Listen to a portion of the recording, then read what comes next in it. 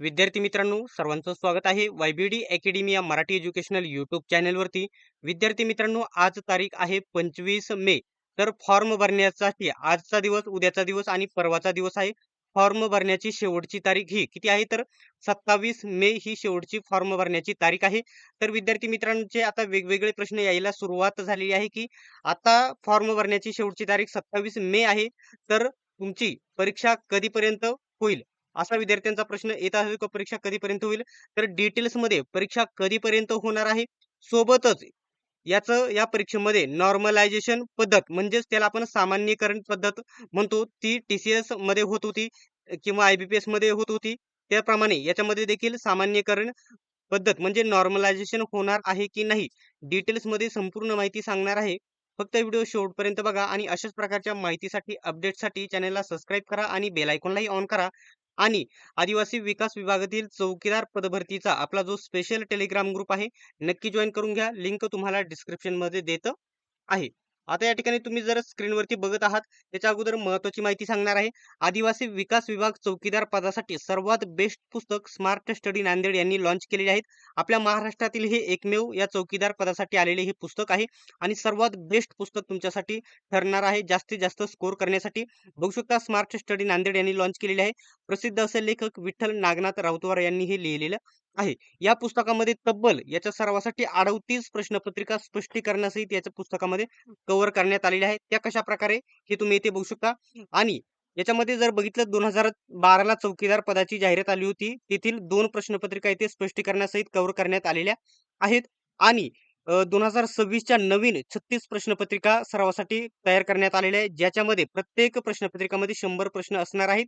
आणि ज्या विशेष आदिवासी विकास विभाग आहे आणि शासकीय विशेष आश्रमशाळा आहे, त्यांच्याविषयी तुम्हाला 100% प्रश्न विचारले जातील. त्याच्यामध्ये 350 पेक्षा जास्त प्रश्न याच्यामध्ये तांत्रिक प्रश्न कव्हर करण्यात आलेले आहेत. आणि 2026च्या नवीन चालू घडामोडी देखील याच्यामध्ये ऍड करण्यात आलेल्या आहे. त्याच्यामुळे या पुस्तकाचा 100% फायदा होईल. हे पुस्तक जर खरेदी करायचं असेल तर आपला टेलिग्राम ग्रुप जॉईन करा. तिथे खरेदी करण्याची लिंक वगैरे सर्व माहिती या पुस्तकाची तेथे भेटून जाईल. बघू शकता. इथं माहिती दिलेली आहे 38 प्रश्नपत्रिका संच. या पुस्तकाची खाली तुम्ही इथे प्रश्नपत्रिकांची इथे अनुक्रमानिका इथे बघू शकता. जर इथं बघितलं, जे तांत्रिक प्रश्न आहेत ना, आदिवासी विकास विभाग आणि शासकीय आश्रमशाळा त्याचे सर्व इथं कव्हर करण्यात आले आहे. 30-35 पानांमध्ये हे कव्हर करण्यात आलेलं आहे. फक्त तांत्रिक. बाकी 250-300 पानांची ही सॉरी हे पुस्तक तुम्ही खरेदी करण्यासाठी आपला टेलिग्राम ग्रुप जॉइन करायचा आहे. आणि तसे पण हे पुस्तक सर्वत्र महाराष्ट्रामध्ये उपलब्ध आहेत. कोणत्याही जवळच्या पुस्तक विक्रेत्याकडून तुम्ही खरेदी करा. ठीक आहे. आता जाहिरातीचा मेन मुद्दा मी तुम्हाला इथे सांगणार आहे. आदिवासी विकास विभाग TCS, IBPS ही कंपनी घेणार नसून ॲपटेक नावाची कंपनी हे पेपर घेणार आहेत. तर एक गोष्ट लक्षात घ्या, याचे पेपर आता ॲपटेकचा जर या ठिकाणी मागील काही अनुभव बघितला तर ही परीक्षा तुम्हाला तुमच्याकडे आता जवळ-जवळ तुमच्याकडे फक्त 20 ते 22 दिवस शिल्लक आहे. किती? परीक्षा होण्यासाठी फक्त 20 ते 22 दिवस शिल्लक आहेत. लगेच परीक्षा होणार आहे. तुमची परीक्षा कधी होणार आहे मी डिटेल्समध्ये सांगतो. आता तुमची परीक्षा 15 जुलै किती? बघू शकता. माझ्या मिळालेल्या माहितीनुसार इथं तुमची परीक्षा होणार आहे 15 जुलै ते 20 जुलै. 15 जुलै ते 20 जुलै या दरम्यान तुमची परीक्षा होणार आहे. किती? 15 जुलै ते 20 जुलै. आता एक गोष्ट लक्षात घ्या, जूनमध्ये पेपर होणार नाहीत. जूनमध्ये पेपर होणार नाहीत. आता एक गोष्टला 1 महिना म्हणजे तुमच्याकडे जवळ-जवळ 1 महिना असं तुम्ही धरून चला. जून महिन्यामध्ये पेपर होण्याची शक्यता नाही. कारण सेंटर वगैरे खाली वगैरे बाकीचे देखील पेपर चालू असणार आहेत. आणि ते देखील सर्व सेंटर मॅनेजमेंट करावे लागतं कंपनीला. त्याच्यामुळे 1 महिना जवळ-जवळ आहे. जुलै महिन्यामध्ये तुमचे पेपर होण्याची शक्यता आहे. जवळ-जवळ 1 ते दीड महिना धरून चला. परंतु जर मेन दिवस धरले तर ते तुमच्याकडे फक्त 20-22 दिवस शिल्लक उरतात. पूर्ण 1-दीड महिना धरू नका. कारण अनेक दिवस तुमचे वाया गेलेले तुम्हाला इथे बघायला भेटणार आहेत. परंतु 15 जुलै ते 20 जुलै या दरम्यान तुमचे पेपर होऊ शकतात. माझा वैयक्तिक हा अंदाज आहे. तर दुसरा सर्वात महत्त्वाचा जो प्रश्न आहे ना, आता ही सुधारित जाहिरात मी इथे ओपन केलेली आहे. नॉर्मलायझेशन त्याला मराठीमध्ये सामान्यीकरण आपण म्हणतो. या परीक्षेमध्ये होणार आहे, की जसे TCS आणि IBPS परीक्षेमध्ये होत होते, तसे याही परीक्षेमध्ये होणार आहे का? तर डिटेल्समध्ये मी इथे जाहिरात ओपन केलेली आहे. आणि जाहिरातीमध्ये तुम्ही कोणता पॉइंट बघायचा आहे? 29 नंबरचा पॉइंट. 29 नंबरचा पॉइंट इथं बघू शकता. गुण पद्धती. खालील खालील पद्धतीचा अवलंब करून ऑनलाईन परीक्षेचे गुण ठरवले जातात. कशाप्रकारे? तर बघू शकता. पहिला एक पॉइंट महत्त्वाचा आहे. तो देखील महत्त्वाचा आहे.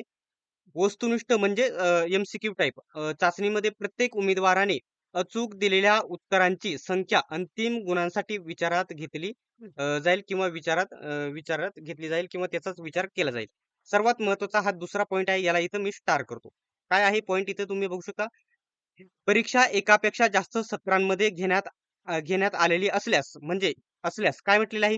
समजा इथे बघू शकता शिफ्ट 1, शिफ्ट 2, शिफ्ट 3 अशा वेगवेगळ्या शिफ्ट एका दिवसाला होतात आणि सोबतच 4-5 दिवस परीक्षा चालली तर तुम्हाला या ठिकाणी बघायला भेटेल की वेगवेगळ्या 7-8 शिफ्टमध्ये पेपर झालेले बघायला भेटतील. एक समजा 2 दिवस झाले. एका शिफ्टला 3 शिफ्ट किंवा 2 शिफ्ट किंवा 4 शिफ्ट देखील असू शकतात. त्याच्यामुळे इथे सामान्यीकरण 100% होणार आहे. कारण कालपर्यंत जर अर्ज बघितले तर 93,000 पेक्षा जास्त अर्ज आलेले होते आणि आता ती संख्या 1,00,000च्या वरती गेलेली बघायला भेटेल. त्याच्यामुळे 100% एकापेक्षा जास्त शिफ्टमध्ये तुमचे पेपर होतील आणि याच्यामध्ये नॉर्मलायझेशन होईल. काय म्हटलेलं आहे? परीक्षा एकापेक्षा जास्त सत्रांमध्ये घेण्यात आलेली असल्यास वरील प्रमाणे उमेदवारांनी संपादित केलेले अंतिम गुण विविध सत्रांमधील वापरल्या जाणाऱ्या चाचणीमधील काठिण्य पातळी आणि सोपी पातळी विचारात घेऊन विविध सत्रांमधील गुण समायोजित करून समतुल्य करण्यात येतील. समतुल्य करण्यात येतील म्हणजे काय? याला नॉर्मलायझेशन आपण म्हणू शकतो, सामान्यीकरण म्हणू शकतो. येथे तुमचं या ठिकाणी सामान्यीकरण म्हणजेच नॉर्मलायझेशन होणार आहे 100%. का होणार आहे? तर अर्ज जास्त आलेले आहेत. 1,00,000पेक्षा जास्त अर्ज आता वरती गेलेले आहे. जवळ-जवळ 1,20,000च्या दरम्यान अर्ज गेलेले तुम्हाला बघायला भेटणार आहे. त्याच्यामुळे इथे नॉर्मलायझेशन होणार आहे. जास्त अर्ज असल्यामुळे 100% एकापेक्षा जास्त सत्रांमध्ये म्हणजे शिफ्टमध्ये तुमची परीक्षा होणार आहे. काठिण्य पातळी आणि सोपी पातळी विचारात घेऊन याच्यामध्ये सामान्यीकरण म्हणजेच नॉर्मलायझेशन 100% याच्यामध्ये होणार आहे. अशा प्रकारची ही माहिती होती. ही माहिती तुम्हाला कशी वाटली कमेंट बॉक्समध्ये नक्की सांगा. व्हिडिओ आवडल्यास व्हिडिओला लाईक आणि चॅनलला सबस्क्राईब नक्की करा. सर्वांनी व्हिडिओ शेवटपर्यंत बघितल्याबद्दल धन्यवाद. भेटूयात आपण नेक्स्ट व्हिडिओमध्ये.